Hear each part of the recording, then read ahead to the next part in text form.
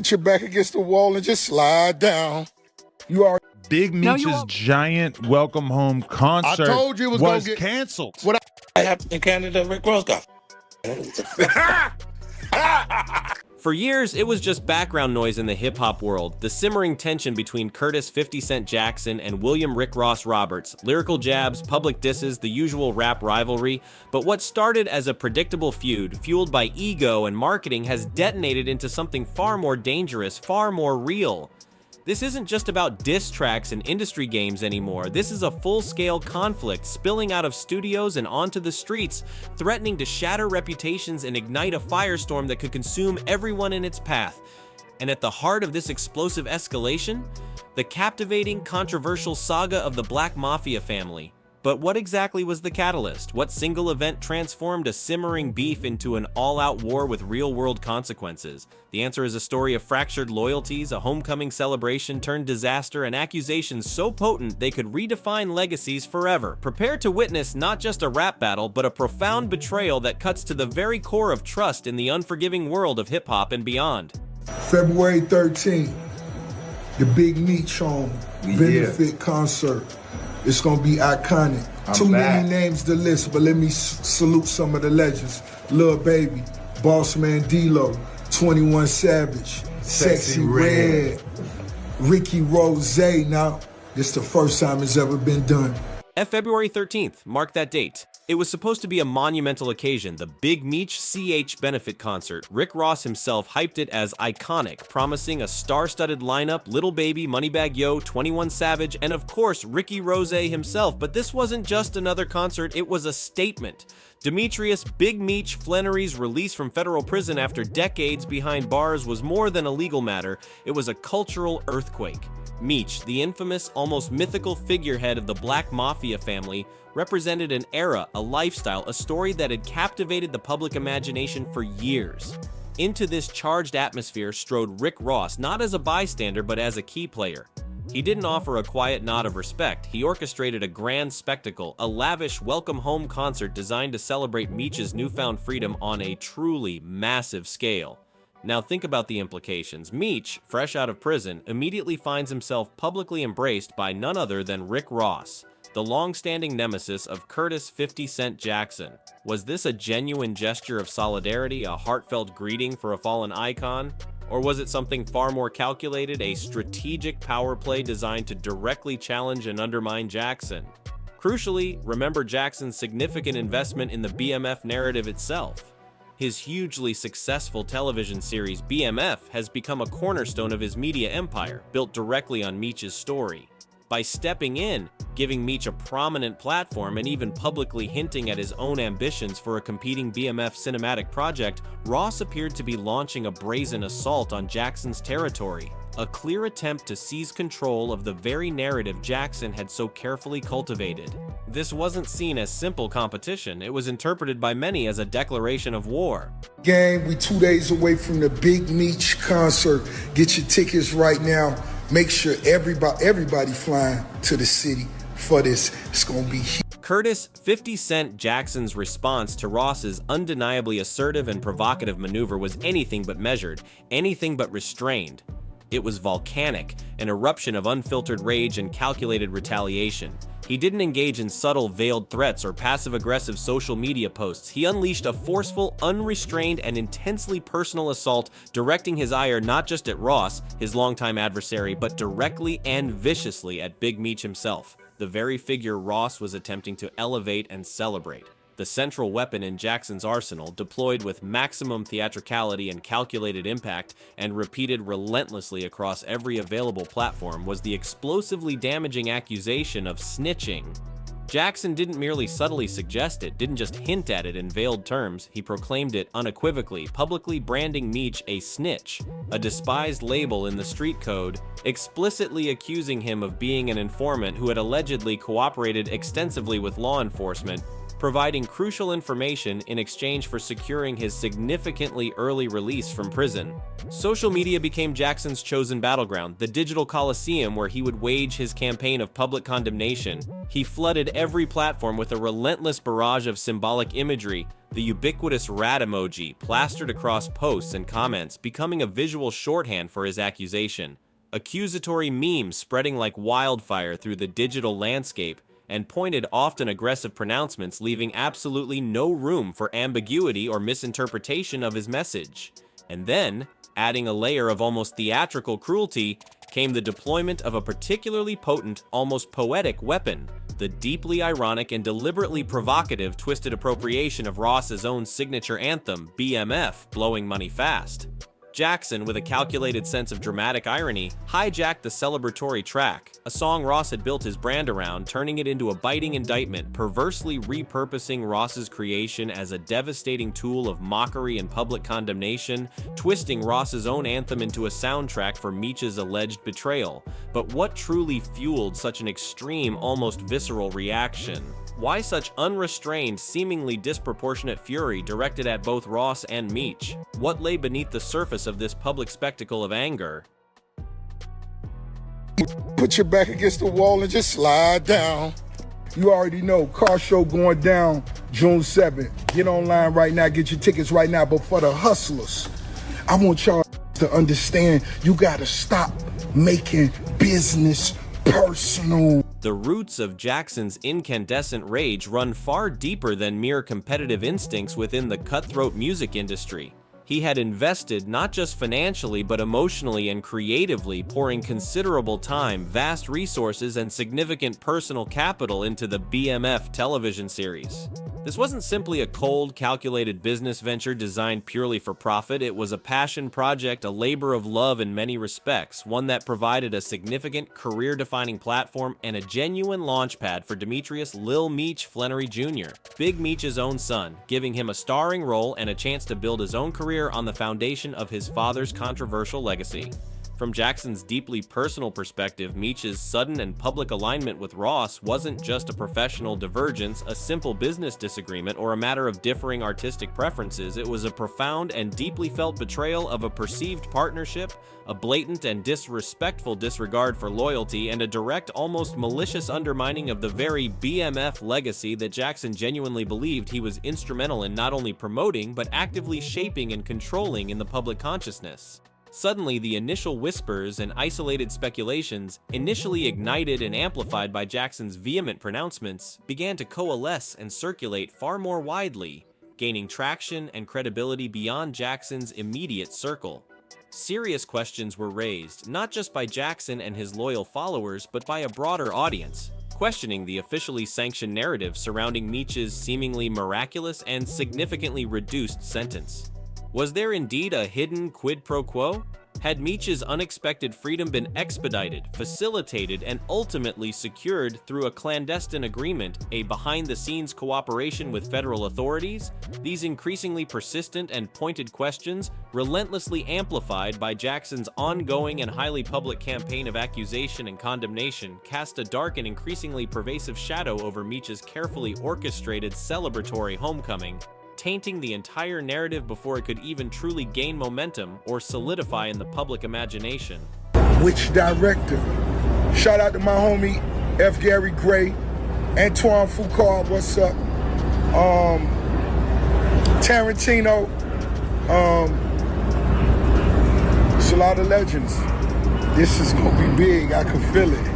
I'm just talking. Into this already volatile and increasingly murky mix of accusations and counter-accusations steps Tammy Cowens, a figure who quickly emerges as shrouded in layers of ambiguity and actively fueling further layers of controversy and suspicion. Her name, initially a hushed whisper circulating in the background, rapidly surfaced repeatedly, transitioning from a peripheral rumor to a central and intensely scrutinized point of contention within the unfolding drama. Described in official circles as a long-term business associate of Meech, someone with established ties to the BMF organization, She was also, and far more ominously, identified in hushed, conspiratorial tones within certain street circles as a federal informant, a deeply toxic and inherently dangerous label laden with profound suspicion, intense distrust, and potentially lethal consequences, especially within the rigid and unforgiving code of street credibility and loyalty. Rumors, initially fragmented and speculative, rapidly coalesced into a more concrete and damning narrative, positioning Cowens as the linchpin in Meech's unexpected sentence reduction, the alleged architect and orchestrator of a clandestine deal, a shadowy agreement purportedly struck with federal prosecutors behind closed doors. She became, in this emerging narrative, the enigmatic and shadowy figure lurking just beyond the spotlight, behind the scenes, pulling unseen strings and brokering secret deals that ultimately secured Meech's coveted freedom, but always with the unspoken and increasingly loudly questioned caveat: at what cost? The whispers grew louder, more insistent and more damaging, painting a disturbing picture of calculated manipulation, hidden agendas, and compromised loyalties, all swirling relentlessly around the increasingly scrutinized and enigmatic figure of Tammy Cowens. February 13th, the Big Meech home benefit concert. It's gonna be iconic. Too many names to list, but let me salute some of the legends. Lil Baby, Boss Man D-Lo, 21 Savage, Sexy Red, Ricky Rose. Now, this the first time it's ever been done. And it is precisely here, at this point of heightened suspicion and swirling accusations, that the already convoluted narrative takes an even more sinister and profoundly disturbing turn, introducing the tragic and deeply sympathetic figure of Dion Cuffy Gatling. Cuffy wasn't just a casual business contact, not just a peripheral associate in the vast BMF network. He was reportedly a close confidant and longtime, deeply trusted business partner of Meech, their professional and personal association stretching back many years, predating the very formation of BMF and rooted in deep shared history. According to Tamara Gatling, Cuffy's daughter, who has emerged as a powerful voice for her silenced father, a devastating and deeply personal revelation shattered her family and irrevocably altered their understanding of the events. She alleges with unwavering conviction and what she claims is compelling evidence that it was Big Meech himself, acting in calculated conjunction with Tammy Cowens, who directly orchestrated Cuffy's shocking downfall, deliberately setting in motion the events that led directly to his arrest and subsequent lengthy imprisonment. The accusation is not just serious, it is chilling in its implications and profoundly damaging to Meech's carefully cultivated image and carefully managed legacy. To secure his own coveted liberation, his own escape from the confines of prison, Meech allegedly made the calculated and ruthless decision to sacrifice a long-trusted friend, a loyal associate, and a deeply intertwined business partner. Tamara Gatling asserts with unwavering certainty that her family, in the painful aftermath of her father's imprisonment, painstakingly uncovered compelling evidence documents, testimonies, and circumstantial details directly implicating Meech as a confidential informant in Cuffy's very case, adding a devastating layer of calculated deceit and personal betrayal to the already explosive allegations of snitching and compromised loyalty. It's even claimed in Tamara Gatling's account that Meech, in a particularly cruel and manipulative maneuver, personally introduced Cuffy to Tammy Cowens under the seemingly innocuous pretense of collaborating on a BMF-related film project, a seemingly legitimate and exciting opportunity that allegedly served as a meticulously constructed trap, a calculated maneuver that ultimately facilitated Cuffy's carefully orchestrated entrapment and subsequent downfall. This account, if true, paints a stark and deeply disturbing picture of fundamentally fractured bonds, a sacred and supposedly inviolable code of loyalty brutally shattered for personal gain and self-preservation. The narrative, as presented by Gatling's daughter, suggests a betrayal that extends far beyond the typical boundaries of industry rivalry or even criminal enterprise, hinting at a cold, calculated, and deeply personal act of self-preservation executed at the devastating expense of a long-standing friendship and a deeply rooted business partnership. Well, look, I do want to do a BMF film because you've been entertained by a lackluster, small-budget series. Now it's time to do a big budget film. Against the increasingly volatile and deeply troubling backdrop of these escalating accusations of betrayal, compromised loyalties, and alleged informant activity, Rick Ross's highly anticipated and heavily promoted Welcome Home concert for Big Meech loomed ever larger on the cultural horizon, promising to be a defining moment in the unfolding saga. The performer roster, meticulously curated and aggressively publicized, was undeniably impressive, boasting a glittering array of prominent and commercially successful names in contemporary hip-hop, including chart-topping acts like Lil Baby and Moneybagg Yo, guaranteeing a significant and demonstrably memorable event for fans and industry insiders alike. Fan excitement, fueled by weeks of hype and anticipation, reached fever pitch. Tickets were in incredibly high demand, selling out rapidly, and Miami, the chosen venue for this grand spectacle, braced itself to host what was projected to be a major cultural celebration, a triumphant return for a figure who had become almost mythical in his absence. Then, with breathtaking, almost cinematic suddenness, a chilling silence descended. The weeks of relentless promotion abruptly ceased, the social media buzz abruptly died down, and then came the jarring, almost unbelievable announcement: cancellation. Unforeseen circumstances was the terse, official, and utterly perfunctory explanation offered to the bewildered public. But informed observers, those deeply embedded within the industry and attuned to the undercurrents of the ongoing conflict, recognized immediately that the underlying reasons were likely far more complex, far more acrimonious, and far more directly related to the escalating beef than any vague, unforeseen circumstances could possibly explain. Curtis 50 Cent Jackson, ever the opportunist, ever vigilant for any opening to capitalize on his rival's misfortunes and amplify his own narrative dominance, wasted absolutely no time in seizing this potentially disastrous moment for Ross and converting it into a public relations victory for himself. His online pronouncements, delivered with his characteristic blend of sarcasm and calculated aggression, were laced with undisguised glee, thinly veiled contempt, and a palpable sense of schadenfreude. "I had nothing to do with this," he posted with deliberate and dripping irony, a statement designed to be both technically true and profoundly disingenuous. "Please stop calling my phone. I sincerely hope you have a nice day today. Happy Valentine's Day," he added, the seemingly innocuous Valentine's Day greeting adding a further layer of mocking insincerity. The insinuation of his indirect but undeniably gleeful involvement hung heavy and unmistakable in the digital air, a clear and unsubtle message to Ross and the wider world that Jackson was reveling in his rival's very public and very damaging setback.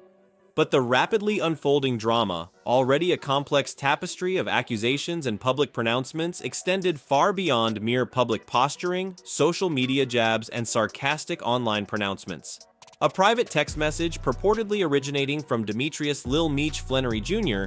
and seemingly intended for Jackson's eyes only, inexplicably surfaced publicly, spreading rapidly across social media and exposing a tangled and deeply uncomfortable web of intensely conflicting allegiances and compromised loyalties. Lil Meech Jr., the young actor whose career had been so significantly launched and nurtured by Jackson through the BMF series, found himself caught in an agonizing and seemingly impossible position, torn between his unwavering loyalty to his biological father and his undeniable professional debt and genuine personal connection to the man who had given him his breakthrough role and guided his burgeoning career. In the leaked text message, Lil Meech Jr. appeared to be attempting a delicate and ultimately unsuccessful balancing act, trying to navigate the treacherous waters of this escalating conflict and simultaneously maintain relationships with both warring factions. He was seen professing continued loyalty and gratitude to Jackson, acknowledging the immense impact Jackson had had on his life and career, while simultaneously acknowledging and perhaps even defending Rick Ross's very public and very tangible financial support of Big Meech during his crucial and often challenging transition back to freedom and civilian life. This ill-fated attempt at reconciliation, this desperate effort to bridge the widening chasm and appease both powerful figures, however, backfired spectacularly and almost immediately. Instead of eliciting the hoped-for sympathy, understanding, or even a modicum of forgiveness from Jackson, the leaked text message seemed to further inflame Jackson's already burning fury, solidifying his deeply ingrained perception of widespread betrayal, opportunistic alliances, and a pervasive lack of genuine loyalty within the entire situation. The concert cancellation, initially presented as a minor setback due to unforeseen circumstances, rapidly morphed into something far more significant, far more symbolic, far more damaging. It became a highly visible and undeniably public casualty of the escalating conflict, a stark and undeniable manifestation of the rapidly widening chasm of animosity between the involved parties, and a chillingly clear illustration of the escalating and increasingly personal nature of the ongoing conflict, signaling that this was no longer just business, it had become deeply, irrevocably personal. Curtis 50 Cent Jackson has established an unyielding position, a point of no return from which reconciliation appears virtually impossible. His stance is characterized by an absolute refusal to offer forgiveness or even consider compromise. In his world, transgression carries permanent consequences. There is no middle ground, no opportunity for redemption, and certainly no tolerance for perceived disloyalty. The swift and decisive marginalization of young Buck, who briefly offered a mild defense of Meech, serves as a stark example of Jackson's unforgiving approach. Buck, by merely venturing into what he thought was neutral territory, immediately found himself targeted by Jackson's relentless online attacks, demonstrating the perilous nature of even appearing to deviate from Jackson's established battle lines. This conflict transcends the typical contours of industry disputes or fleeting rivalries. For Jackson, the perceived affront is deeply personal. He views Ross's actions not as mere competitive maneuvering, but as a calculated attempt to appropriate something intrinsically valuable. The cultural capital associated with the BMF legacy, the personal loyalty he believed he had cultivated with Lil Meech Jr., and the overarching narrative he has painstakingly constructed and controlled. In response to this perceived transgression, Jackson has initiated a comprehensive and unforgiving campaign of retribution, leaving no doubt about the permanence of the divide and the intensity of his resolve.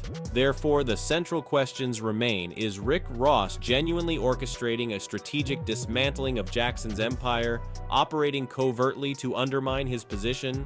Or is Jackson a master of media manipulation and self-promotion, skillfully amplifying the controversy to generate attention and solidify his own narrative dominance? The truth likely resides in the complex interplay of these factors. Regardless of the underlying motivations, one conclusion is inescapable. This hip-hop rivalry has been reignited with unprecedented ferocity and personal animosity, and the industry now waits with bated breath to witness Curtis 50 Cent Jackson's next move in this high-stakes, unforgiving game of power, legacy, and betrayal.